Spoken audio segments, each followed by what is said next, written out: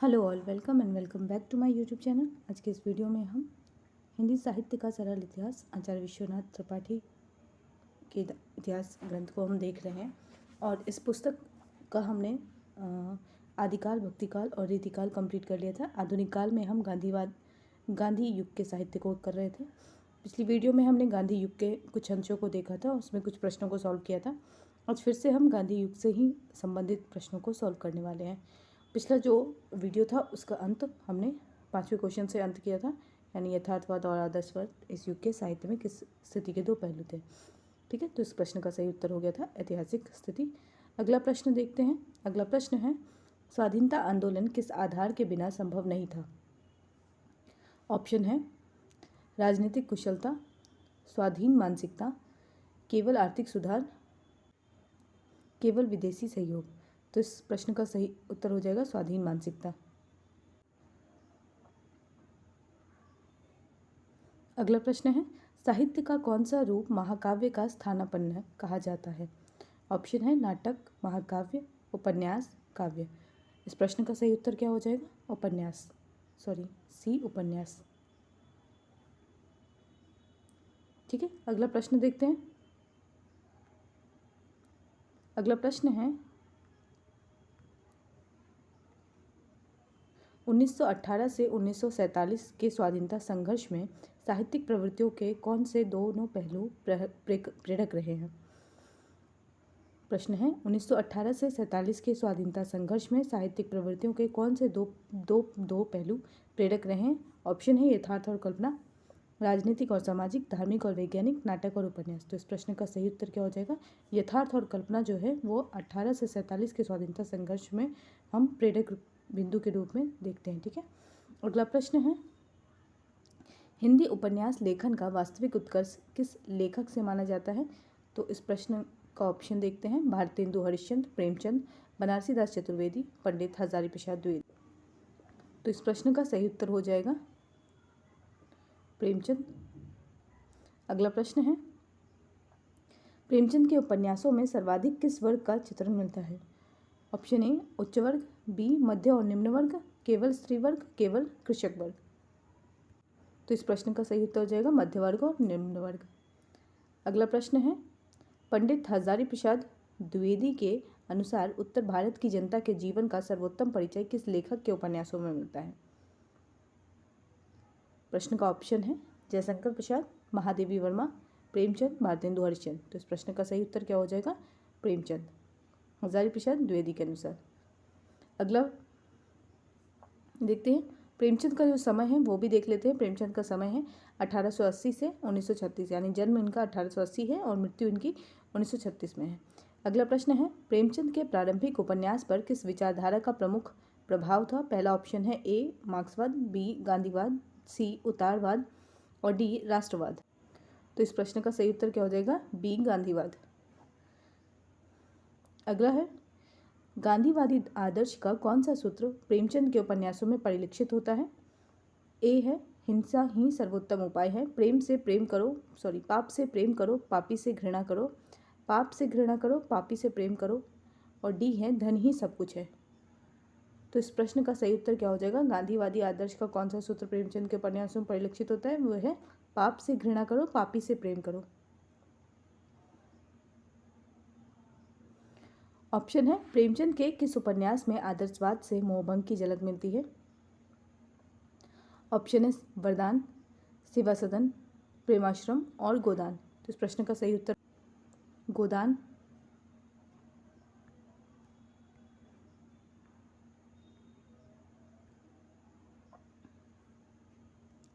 अगला देखते हैं। अगला प्रश्न है, प्रेमचंद के पात्र किस प्रकार के पात्र माने जाते हैं? ऑप्शन है केवल व्यक्तिगत, केवल काल्पनिक, प्रतिनिधि पात्र और अस्पष्ट पात्र। उत्तर क्या हो जाएगा? प्रतिनिधि पात्र। प्रेमचंद के पात्र क्या हैं? प्रतिनिधि पात्र हैं।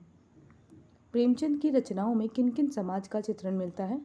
ऑप्शन है केवल मानव समाज, केवल आर्थिक संघर्ष, प्रकृति, पशु पक्षी, समाज के विभिन्न वर्ग, केवल ग्राम्य जीवन।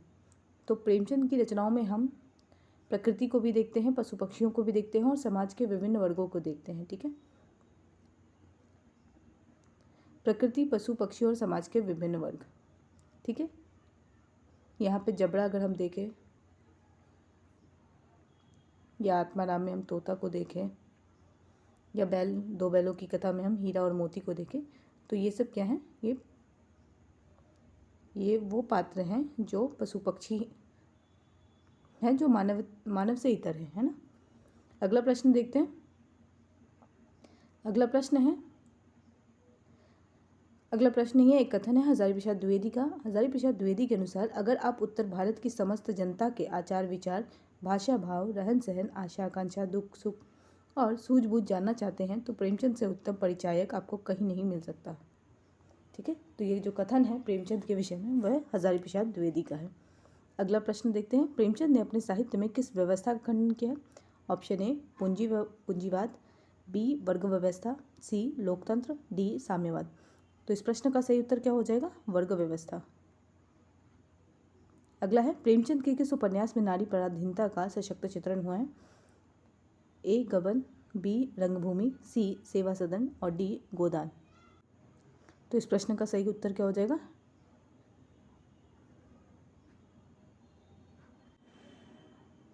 सी सेवा सदन। अगला प्रश्न है सेवा सदन की नायिका कौन है जिसने नारी शोषण के विरुद्ध विद्रोह किया? धनिया जो है वो गोदान की पात्र है ना। निर्मला उपन्यास की पात्र है। बी हो गया। सी सुमन और डी मालती की बात करें तो यह गोदान में है। वहीं अगर हम सुमन की बात करें तो वह सेवा सदन की नायिका है। तो प्रश्न में पूछा गया कि सेवा सदन की कौन सी नायिका है जो नारी शोषण के विरुद्ध संघर्ष करती है, विद्रोह करती है, वो कौन हो जाएगी? सुमन हो जाएगी। अगला प्रश्न देखते हैं। प्रेमचंद की भाषा कैसी थी? ऑप्शन ए केवल शुद्ध हिंदी, केवल शुद्ध उर्दू, सहज मिश्रित हिंदी, संस्कृत निष्ठ हिंदी। तो इस प्रश्न का सही उत्तर क्या हो जाएगा? सहज मिश्रित हिंदी। अगला प्रश्न है प्रेमचंद ने पाठकों को किस प्रकार के साहित्य की ओर मोड़ा? पहला तिलिस्म और अय्यारी, दूसरा सामाजिक राजनीतिक और आर्थिक समस्याओं पर आधारित, तीसरा ऐतिहासिक और पौराणिक और केवल काव्य आधारित। तो इस प्रश्न का सही उत्तर क्या हो जाएगा? बी सामाजिक राजनीतिक और आर्थिक समस्याओं से आधारित जो रचना थी उसी ओर उन्होंने मोड़ा। गोदान उपन्यास का प्रकाशन वर्ष कब है ये पूछा जाएगा। तो इस प्रश्न का सही उत्तर क्या हो जाएगा?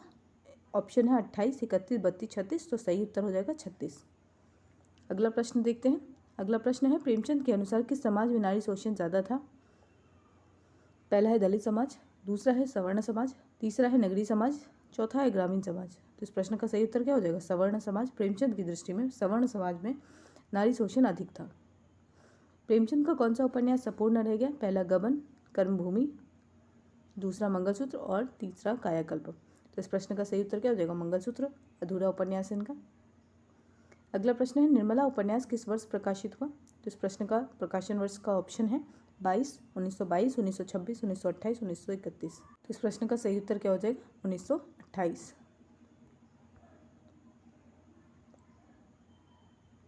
ठीक है। अगला प्रश्न है प्रेमचंद ने किस उपन्यास में किसान को भूमिहीन मजदूर बनने की व्यवस्था को दर्शाया है? ऑप्शन एक है गोदान, बी है सेवा सदन, सी है कर्मभूमि और डी है गबन। तो इसका सही उत्तर क्या हो जाएगा? गोदान। प्रेमचंद के अन्य उपन्यासों का प्रकाशन वर्ष देख लेते हैं हम। तो प्रेमचंद ने अपनी रचना काल के में इन उपन्यासों की रचना की है और जिनमें मंगलसूत्र जो है वह अपूर्ण रह गया। इसे धनपत प्रेमचंद के पुत्र अमृत राय ने पूर्ण किया है। ठीक है।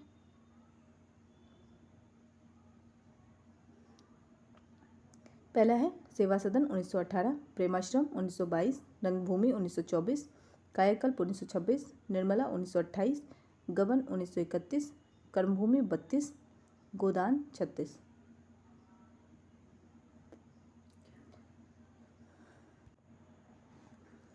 तो ये सारे उपन्यास जो है हमने विश्वनाथ त्रिपाठी के पुस्तक से लिया है और ये प्रकाशन वर्ष उसी दृष्टि से। ठीक है। अगला देखते हैं। अगले जो उपन्यासकार हैं वो हैं वृंदावन लाल वर्मा, जिनका समय है 1889 से 69 तक।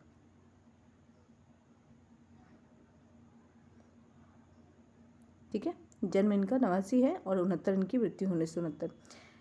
इनके उपन्यास की अगर हम बात करें तो इनके उपन्यासों में गढ़कुंडार जो एक उपन्यास है, विराटा की पद्मिनी उपन्यास है, झांसी की रानी उपन्यास है और एक मृगनयनी। ठीक है, तो ये चारों उपन्यास क्या है, इनके चर्चित उपन्यास है और इन्हें क्रमवार जो है कभी कभी प्रश्न में पूछ लिया जाता है कि इन्हें इनके उपन्यासों को क्रमवार लगाइए। ठीक है, यानी कि प्रकाशन वर्ष की दृष्टि से आरोही या अवरोही क्रम में लगाएं। ठीक है, तो पहला है गढ़कुंडार, फिर विराटा की पद्मिनी, फिर झांसी की रानी और फिर मृगनयनी। किनका है? वृंदावन लाल वर्मा का है। अगला प्रश्न देखते हैं। अगला प्रश्न है यशपाल का उपन्यास दिव्या। दिव्या का समय क्या है? 1945। तो एक प्रश्न तो ये बन गया कि ये जो दिव्या है वो किसका है? यशपाल का है। दिव्या का प्रकाशन वर्ष क्या है? 1945 है। और तीसरा प्रश्न जो प्रश्न है, यशपाल का उपन्यास किस दृष्टिकोण से लिखा गया है? तो पहला है राष्ट्रवादी दृष्टिकोण, रोमानी दृष्टिकोण, मार्क्सवादी दृष्टिकोण और स्त्रीवादी दृष्टिकोण। तो इस प्रश्न का सही उत्तर क्या हो जाएगा? मार्क्सवादी दृष्टिकोण। अगला प्रश्न है उपन्यास दादा कामरेड 1941 में किस लेखक ने लिखा था? तो उपन्यास, तो इस प्रश्न में भी दो प्रश्न हैं। एक, दादा कामरेड का जो प्रकाशन वर्ष है वह कब है, और दूसरा प्रश्न जो स्वयं है यानी किस लेखक ने लिखा है। तो पहला ऑप्शन है राहुल सांकृत्यायन, दूसरा भगवती चरण वर्मा, तीसरे यशपाल और चौथे रांगे राघव। तो इस प्रश्न का सही उत्तर हो जाएगा यशपाल का ही यह भी उपन्यास है दादा कामरेड। ठीक है, इसके विषय में लिखा हुआ है कि यह जो उपन्यास है दादा कामरेड, ये 1941 में साम्यवादी दल के सदस्य को केंद्र में रखकर दादा कामरेड नामक उपन्यास लिखे गए थे। ठीक है, अगला प्रश्न देखते हैं। अगला प्रश्न है सिंह सेनापति और जय योद्धे किस लेखक के ऐतिहासिक उपन्यास है? यहाँ से भी तीन प्रश्न हैं। सिंह सेनापति का एक प्रकाशन वर्ष 1942, जय योद्धे का प्रकाशन वर्ष 1944 और किस लेखक के ऐतिहासिक उपन्यास है? तो एक पॉइंट ये भी है कि यह ऐतिहासिक उपन्यास है। ठीक है, तो किस लेखक के हैं? ऑप्शन है हजारी प्रसाद द्विवेदी, राहुल सांकृत्यायन, रांगे राघव और भगवती चरण वर्मा। तो इस प्रश्न का सही उत्तर क्या हो जाएगा? राहुल सांकृत्यायन। अगला प्रश्न क्या है? बाणभट्ट की आत्मकथा 1946 किसकी कृति है? तो पहला प्रश्न क्या है? बाणभट्ट की आत्मकथा का प्रकाशन वर्ष 1946 हो गया। किसकी कृति है? तो ऑप्शन है यशपाल, हजारी प्रसाद द्विवेदी, भगवती चरण वर्मा, रांगे राघव। तो इस प्रश्न का सही उत्तर हो जाएगा हजारी प्रसाद द्विवेदी। अगला है बाणभट्ट की आत्मकथा किस कालखंड के सांस्कृतिक जीवन का चित्रण प्रस्तुत करती है? ऑप्शन है मौर्यकालीन, गुप्तकालीन, हर्षकालीन और मुगलकालीन। तो इस प्रश्न का सही उत्तर क्या होगा? हर्षकालीन है बाणभट्ट की आत्मकथा, और इसमें उत्तर भारत का जीवन जो है वो चित्रित किया गया है। ठीक है, अगला प्रश्न है उपन्यास चित्रलेखा किस लेखक द्वारा रचित है? तो चित्रलेखा का प्रकाशन वर्ष एक तो याद रखना है 1934 है, और किस लेखक द्वारा है? तो ऑप्शन देख लेते हैं यशपाल, रांगे राघव, भगवती चरण वर्मा और राहुल सांकृत्यायन। तो प्रश्न का सही उत्तर क्या हो जाएगा? भगवती चरण वर्मा, सी। अगला प्रश्न है चित्रलेखा में निम्न में से कौन सा विचार प्रमुख रूप से प्रस्तुत है? पहला है भोग सर्वथा अनैतिक होता है, दूसरा है त्याग ही सर्वोच्च नैतिक है, तीसरा है भोग और त्याग दोनों निरपेक्ष रूप से नैतिक अनैतिक नहीं है, और चौथा है केवल धर्म ही श्रेष्ठ है। तो इस प्रश्न का सही उत्तर क्या हो जाएगा? सी, यानी कि भोग और त्याग जो है वो नैतिक और अनैतिक नहीं है।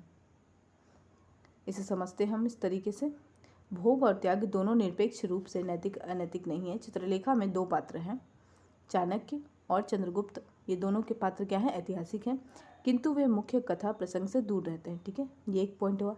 दूसरा क्या है कि इसमें भोग को सर्वथा अनैतिक और त्याग को सर्वथा नैतिक नहीं माना गया है ना। हम हमेशा ये सोचते हैं कि जो व्यक्ति त्यागी है वो नैतिक कार्य कर रहा है ना, और जो भोग विलास में लिप्त है वो क्या कर रहा है? नैतिक कार्य कर रहा है।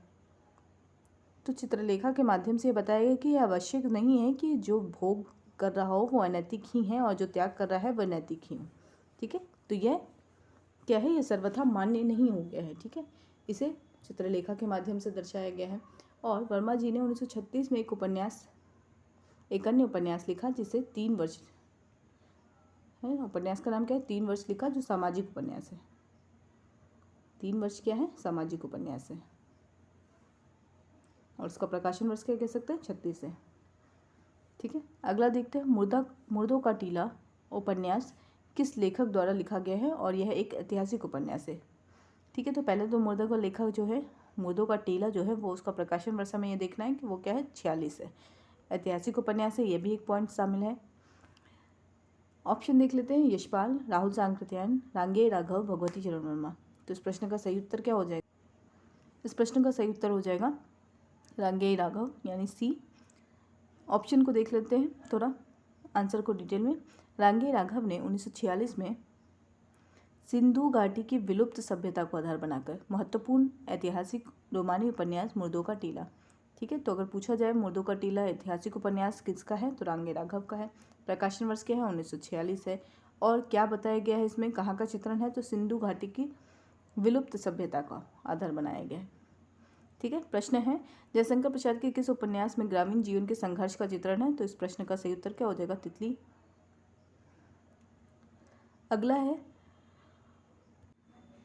अगला प्रश्न है, निराला का कौन सा उपन्यास ऐतिहासिक उपन्यास है? ऑप्शन है प्रभावती, वित्सर, कंकाल और तितली। ऐतिहासिक उपन्यास के विषय में पूछा जा रहा है, तो इस प्रश्न का सही उत्तर क्या हो जाएगा? प्रभावती।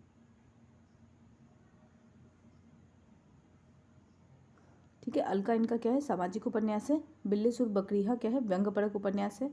कुल्ली भाट, चतुरी चमार औपन्यासिक जीवनी है, ठीक है। अलका सामाजिक हो गया, बिल्ली सुर बकरीहा व्यंग्यपरक उपन्यास हो गया, कुल्ली भाट और चतुरी चमार क्या हो गया? औपन्यासिक जीवनी है। अगला प्रश्न देखते हैं, ये सारे उपन्यास किनके हैं? निराला द्वारा रचित हैं। अगला प्रश्न है, सुनीता 1935 और त्यागपत्र 1936 उपन्यास किस लेखक द्वारा लिखे गए थे? ऑप्शन है इलाचंद जोशी, बी अज्ञे, सी जैनेन्द्र और डी वीरेंद्र कुमार। तो इस प्रश्न का सही उत्तर क्या हो जाएगा? बी अज्ञे, सॉरी जैनेन्द्र का है। त्यागपत्र जो है वो जैनेन्द्र की रचना है, तो इस प्रश्न का सही उत्तर हो जाएगा सी। अगला प्रश्न है, कंकाल 1930 उपन्यास किस उद्देश्य से लिखा गया है? ठीक है, तो प्रकाशन वर्ष क्या है? 1930 कंकाल का। यह उपन्यास किस उद्देश्य से लिखा गया है? ऑप्शन है ऐतिहासिक पृष्ठभूमि प्रस्तुत करना, सामाजिक विकृतियों का उद्घाटन करना, सी ग्रामीण अर्थव्यवस्था दिखाना और डी राजनीतिक चेतना को जगाना। तो इस प्रश्न का सही उत्तर क्या हो जाएगा? सामाजिक विकृतियों का उद्घाटन करना। इसे प्रकृत यथार्थवादी उपन्यास भी कहते हैं, ठीक है। तो इस प्रश्न का सही उत्तर है बी। और जो कंकाल है इसे क्या कहा गया है? प्रकृत यथार्थवादी उपन्यास कहा गया है, ठीक है। कंकाल को क्या कहा गया है? प्रकृत यथार्थवादी उपन्यास कहा गया है, और इसका उद्देश्य था सामाजिक विकृतियों का उद्घाटन करना। अगला है, समाज के पाखंडपूर्ण कुत्सित पक्षों का चित्रण करने वाले लेखक कौन थे? ऑप्शन है निराला, इलाचंद जोशी, पांडे बेचन शर्मा उग्र और अज्ञे। तो इस प्रश्न का सही उत्तर क्या हो जाएगा? पांडे बेचन शर्मा उग्र। समाज के पाखंडपूर्ण कुत्सित पक्षों का चित्रण करने वाले कौन थे? उग्र जी। आगे बढ़ते हैं। अगला है, दिल्ली का दलाल मनुष्यानंद, सरकार तुम्हारी आंखों में, बुधवा की बेटी, ठीक है। 4 रचनाएं हैं। दिल्ली का दलाल, मनुष्यानंद, सरकार तुम्हारी आंखों में, बुधवा की बेटी किस लेखक की रचना है? ऑप्शन है जैनेन्द्र कुमार, पांडे बेचन शर्मा उग्र, जयशंकर प्रसाद और इलाचंद जोशी। तो इस प्रश्न का सही उत्तर क्या हो जाएगा? उग्र। अगला प्रश्न है, हिंदी उपन्यासों पर मनोविश्लेषणवादी प्रभाव किस विचारक से संबंधित है? ऑप्शन है मार्क्स, प्लेटो, फ्राइड, गांधी। तो फ्राइड का उपन्यास हमने पहले भी देखा था, गांधीवादी युग में क्या हुआ था स्वतंत्रता प्राप्ति के बाद। पाश्चात्य विचारकों के रूप में, यानी वैचारिकी के रूप में जो मनोविश्लेषण आया था, उनमें फ्राइड का जो मनोविश्लेषणवाद था उससे ज़्यादा प्रभावित थी हिंदी की रचनाएं, ठीक है। इलाचंद जोशी पर किनका प्रभाव माना जाता है? फ्राइड, एडलर युंग और उपरोक्त सभी। तो इस प्रश्न का सही उत्तर क्या हो जाएगा? उपरोक्त सभी। यानी इलाचंद जोशी एकमात्र ऐसे रचनाकार है जिन पर फ्राइड का भी प्रभाव है, एडलर का भी है और युंग का भी है, ठीक है। अगला देखते हैं, अलका उपन्यास किस प्रकार का उपन्यास है? तो इस प्रश्न का सही उत्तर क्या हो जाएगा? सामाजिक उपन्यास है, अभी हमने देखा है ना। बिल्ली सुर बकरीहा उपन्यास किसने लिखा? तो इस प्रश्न का सही उत्तर क्या हो जाएगा? ऑप्शन है प्रसाद, निराला, जैनेन्द्र कुमार, बेचन शर्मा उग्र। तो इस प्रश्न का सही उत्तर हो जाएगा निराला की रचना है बिल्ली सुर बकरीहा, व्यंग्यपरक रचना है, हमने पढ़ा था। अगला प्रश्न है, विशंबर एक फैक्ट के रूप में है, विशंबरनाथ शर्मा कौशिक और प्रताप नारायण श्रीवास्तव। विशंबरनाथ शर्मा कौशिक की जो रचना है माँ, यानी एक उपन्यास है, विधायसी उपन्यास है, लेकिन माँ जो है वह किसकी रचना है? विशंबरनाथ शर्मा कौशिक की। दूसरा है प्रताप नारायण श्रीवास्तव की रचना विदा। विदा ये भी क्या है? विधा के रूप में उपन्यास है, और रचना अगर हम देखें तो यह प्रताप नारायण श्रीवास्तव की रचना है। ठीक है, तो ये 2 फैक्ट है। अगला प्रश्न देखते हैं।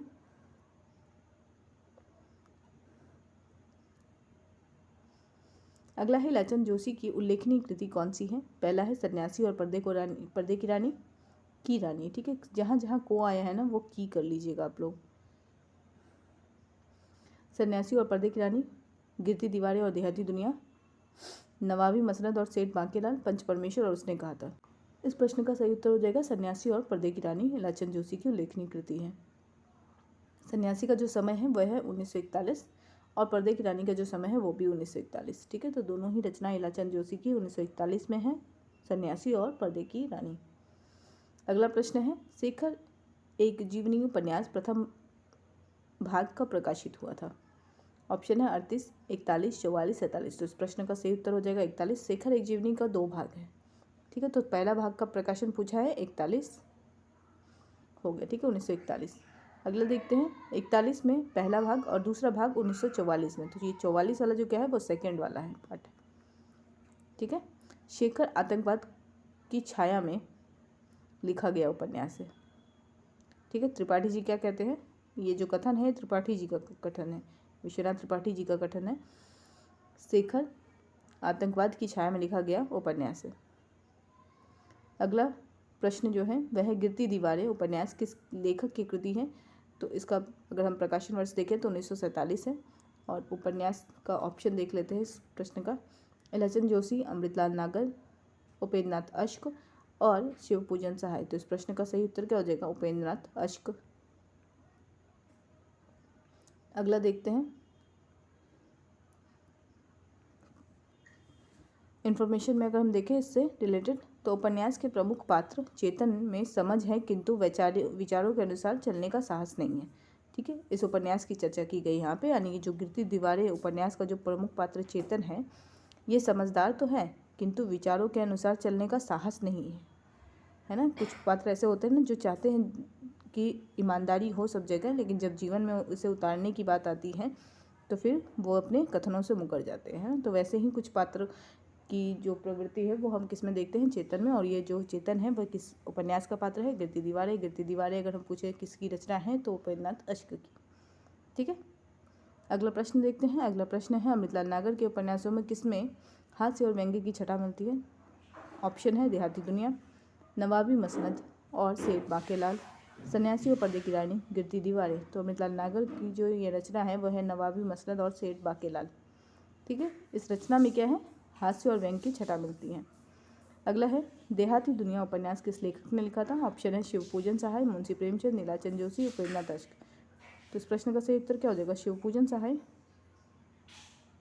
अगला है आंचलिक उपन्यासों का अग्रदूत किस कृति को माना जाता है? पहला ऑप्शन है पंच परमेश्वर, दूसरा गिरती दीवारें, तीसरा देहाती दुनिया और चौथा शेखर एक जीवनी। आंचलिक उपन्यासों का अग्रदूत किसे माना जाता है? तो इस उपन्यास में हम देखें तो देहाती दुनिया, जो भी हमने शिवपूजन सहाय की रचना के रूप में देखा जिसे, तो ये रचना क्या है? आंचलिक उपन्यासों का अग्रदूत।